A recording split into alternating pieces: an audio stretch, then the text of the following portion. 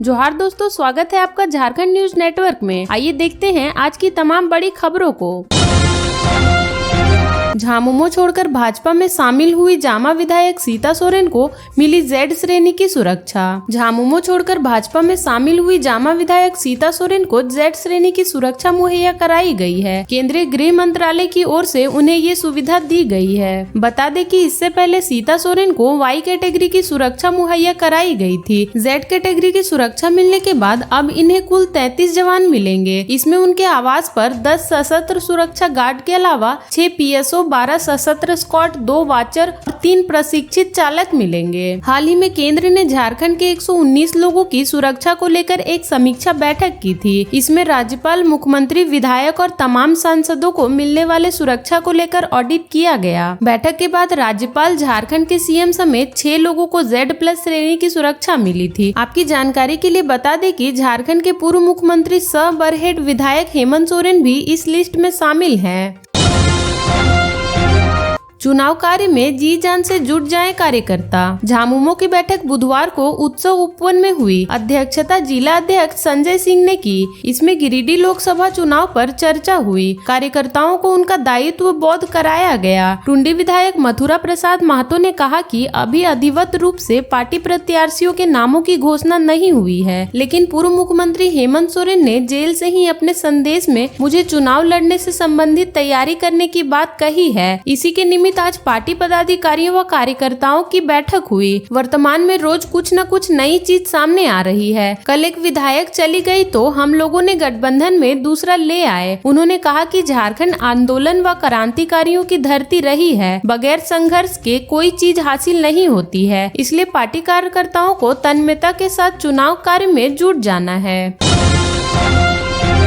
हजारीबाग में बालू लदा हाईवे ने 4 लड़कियों को लिया चपेट में, 2 की स्थिति गंभीर। हजारीबाग जिले के टाटीझरिया थाना क्षेत्र से 14 किलोमीटर दूर खेरा बरगड्डा मुख्य मार्ग पर बालू लदा मिनी ट्रक ने गुरुवार को 4 लड़कियों समेत एक महिला को अपने चपेट में ले लिया। इससे सभी लोग घायल हो गए। इसमें से 2 की स्थिति गंभीर बताई जा रही है, जिन्हें बेहतर इलाज के लिए रांची रेफर किया गया है। घटना सुबह 5:30 बजे की है। जानकारी के अनुसार सभी घायल लड़कियां खेरा गाँव की रहने वाली है। घटना के संबंध में बताया जाता है कि गांव की ये लड़कियां हर दिन की तरह आज भी मॉर्निंग वॉक पर निकली थी। इस दौरान पीछे से आ रही बालू लदा हाईवे ने सभी को अपने चपेट में ले लिया। घायलों का नाम नंदनी कुमारी, मानसी कुमारी, रिया कुमारी और लक्ष्मी कुमारी है। सभी की उम्र लगभग 12 से 16 वर्ष है। घटना के बाद ग्रामीणों ने सभी को हजारीबाग शेख भिखारी मेडिकल कॉलेज अस्पताल में भर्ती कराया। ग्रामीणों ने घटना के बाद सड़क को जाम कर दिया। उन्होंने प्रशासन से मांग की कि वे आरोपियों को जल्द से जल्द गिरफ्तार करे। सूचना मिलने के बाद पुलिस घटना स्थल पर पहुंची और ग्रामीणों को समझाने का प्रयास किया। ग्रामीणों का इस पूरे मामले में यह भी कहना है कि पुलिस को सुबह 6 बजे घटना की जानकारी दे दी गई थी। इसके बावजूद वह देरी से पहुंची।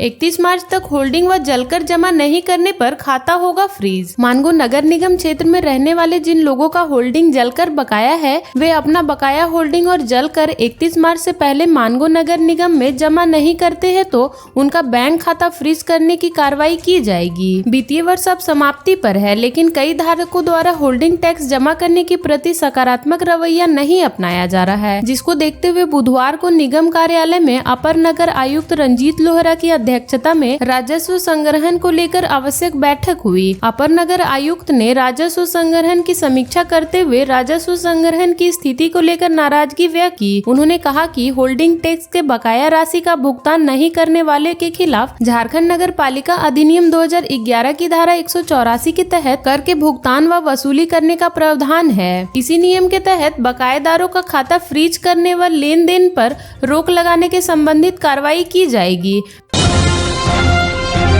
कांटाटोली बहु बाजार सड़क बनी तालाब, JCB से नाली की सफाई कर निकाला गया पानी। राजधानी रांची में बुधवार की शाम लगभग आधा घंटा तक झमाझम बारिश हुई। इस दौरान विभिन्न सड़कों पर बारिश का पानी घुटना भर जमा हो गया। वहीं कांटाटोली बहु बाजार मार्ग में नया टोली के समीप सड़क पर ही बारिश का पानी जमा हो गया, जहां नाली जाम होने के कारण सड़क का पानी का स्तर बढ़ता ही जा रहा था। इसके बाद फ्लाईओवर निर्माण करने वाली कंपनी ने JCB मंगाकर जाम नाली की सफाई कराई, तब जाकर पानी निकला। वहीं कई जगह पर नालियां जाम होने के कारण उसका गंदा पानी सड़कों पर बहने लगा। इससे कई जगह जाम की स्थिति उत्पन्न हो गई, जिससे वाहन चालकों व राहगीरों को परेशानी हुई।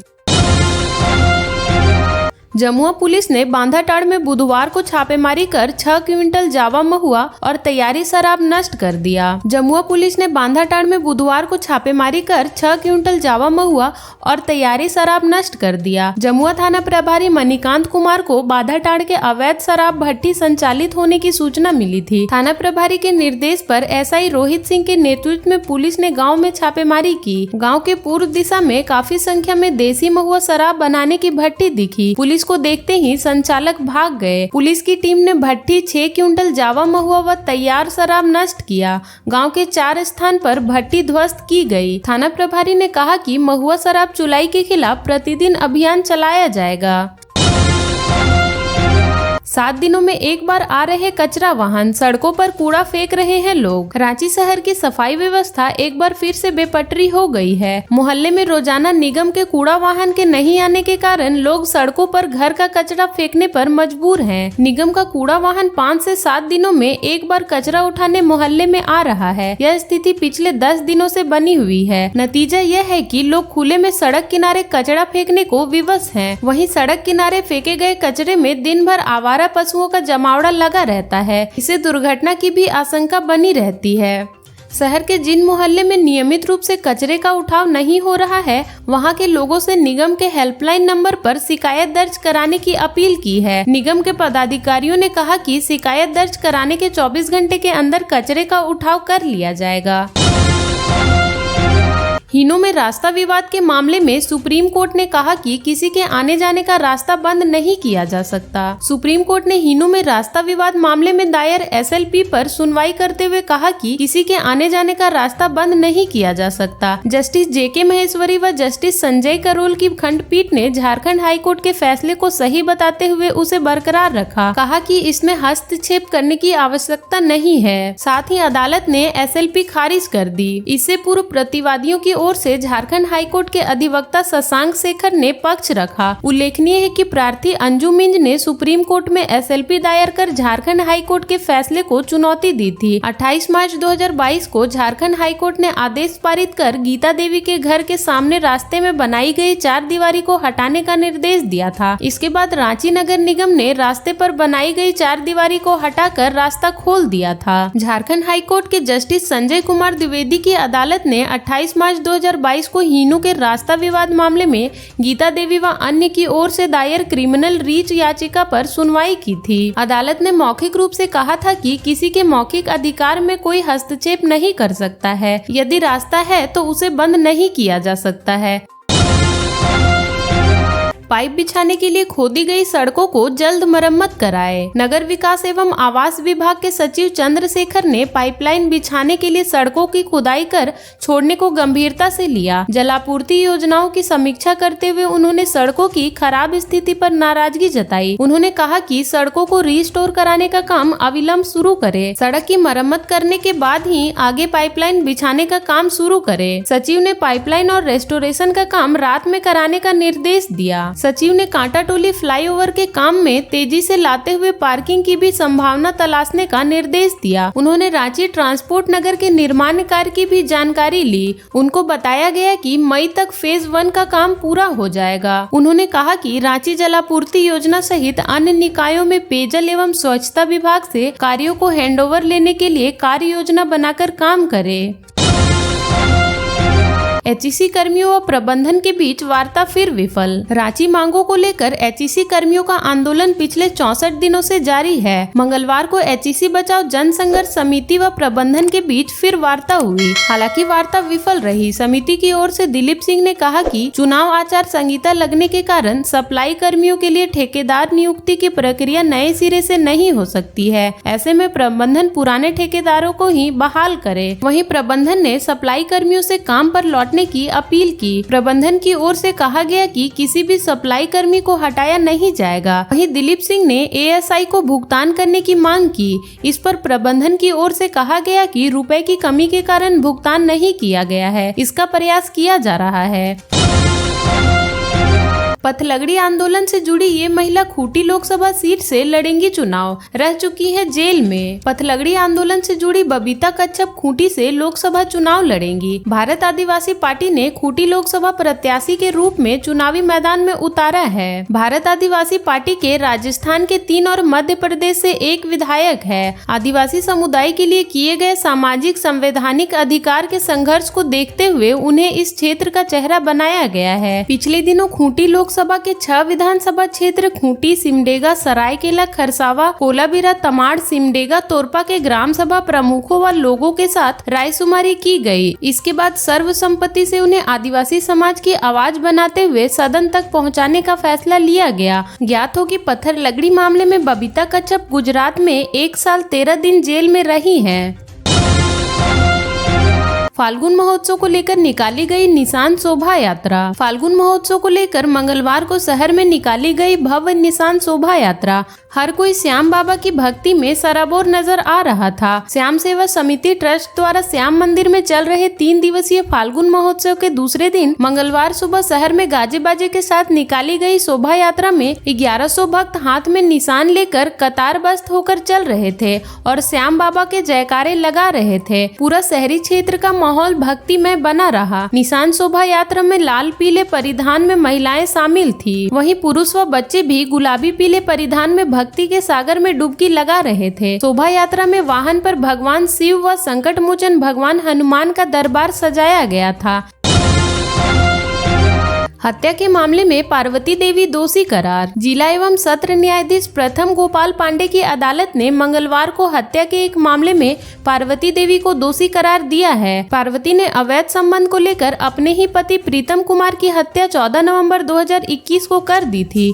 इस मामले में 11 मार्च 2024 को सजा के बिंदु पर सुनवाई की जाएगी। इस मामले में अदालत में दोनों पक्षों की ओर से दलीलें दी गई। दोनों पक्षों में दलीलें सुनने के बाद पार्वती को हत्या के मामले में दोषी पाया गया। बता दें कि मृतक प्रीतम कुमार के दादा बगोदर थाना अंतर्गत बनपुरा निवासी 17 नवंबर 2021 को बगोदर थाना में दिए गए आवेदन में कहा कि 14 नवंबर 2021 की रात्रि को उनका पोता प्रीतम कुमार खाना खाकर अपनी पत्नी पार्वती देवी के साथ अपने कमरे में सो गया और हम सभी अपने अपने कमरे में सो गए। रात बीतने के बाद सुबह मेरा भाई और पोता रवि कुमार खेलकूद के लिए खोजने गए तो उनकी पत्नी पार्वती से पूछा तो बताया कि वह सोया हुआ है।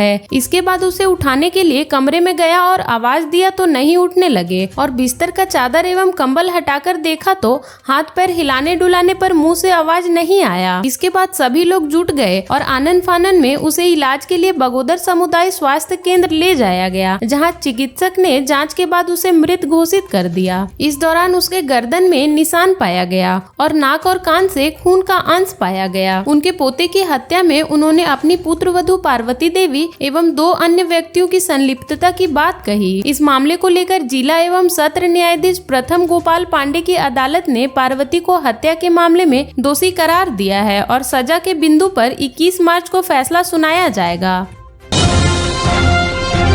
झारखंड में ईडी की दबिश, पुलिस अधिकारी मीरा सिंह के ठिकानों पर पड़ा छापा। झारखंड में गुरुवार की सुबह एक बार फिर ईडी ने दबिश डाली है। कई राजनेताओं की कार्रवाई के बाद अब ईडी ने राज्य की पुलिस अधिकारी मीरा सिंह के यहाँ छापेमारी की है। ये छापेमारी उनके तुपुदाना स्थित ठिकानों पर हो रही है। हालांकि अभी तक छापेमारी किस वजह से हो रही है इसकी स्पष्ट जानकारी नहीं मिल सकी है। मीरा सिंह की बात करें तो वह 2012 बैच की दरोगा हैं और फिलहाल रांची के तुपुदाना में थाना प्रभारी के पद पर कार्यरत हैं। सीबीआई ने इस महिला थाना प्रभारी को रिश्वत के आरोप में पहले भी गिरफ्तार कर चुकी है। फिलहाल ये मामला कोर्ट में विचाराधीन है। 2 साल पहले उन्हें राजधानी के तुपुदाना में पदस्थापित किया गया था। उस वक्त उनकी पोस्टिंग पर कई लोगों ने सवाल उठाया था। झारखंड में बारिश से कब मिलेगी राहत, होली में छाए रह सकते हैं बादल। बंगाल की खाड़ी से आ रहे टर्फ का असर झारखंड में कम होने लगा है। ऐसे में शुक्रवार से मौसम साफ हो सकता है। वहीं गुरुवार को खासकर संथाल परगना में आकाश में बादल छाए रह सकते हैं। कहीं कहीं हल्के से मध्यम दर्जे की बारिश हो सकती है। वहीं 24 मार्च से एक बार फिर आकाश में बादल छाए रह सकते हैं। होली के दिन 26 मार्च को भी आकाश में बादल छाए रहने का पूर्वानुमान है। ज्ञात हो कि बंगाल की खाड़ी में मौसम में आए बदलाव के कारण झारखंड के कई जिलों में पिछले 3-4 दिनों से बारिश हो रही है। आकाश में बादल छाए हुए हैं। इस कारण अधिकतम तापमान सामान्य से करीब 7 से 10 डिग्री सेल्सियस तक गिर गया है। बुधवार को राजधानी का अधिकतम तापमान 24 व जमशेदपुर का 29 डिग्री सेल्सियस रिकॉर्ड किया गया। राजधानी का यह तापमान सामान्य से करीब 7 डिग्री सेल्सियस कम है। बुधवार को भी राजधानी सहित कई हिस्सों में दोपहर बाद मौसम का मिजाज बदल गया। देर रात तक रुक रुक कर बारिश होती रही। झारखंड के ऐसे ही छोटी बड़ी खबरों से जुड़े रहने के लिए चैनल को सब्सक्राइब कर ले और बेल आइकन प्रेस कर ले ताकि हर वीडियो का नोटिफिकेशन आपके फोन पे चला जाए।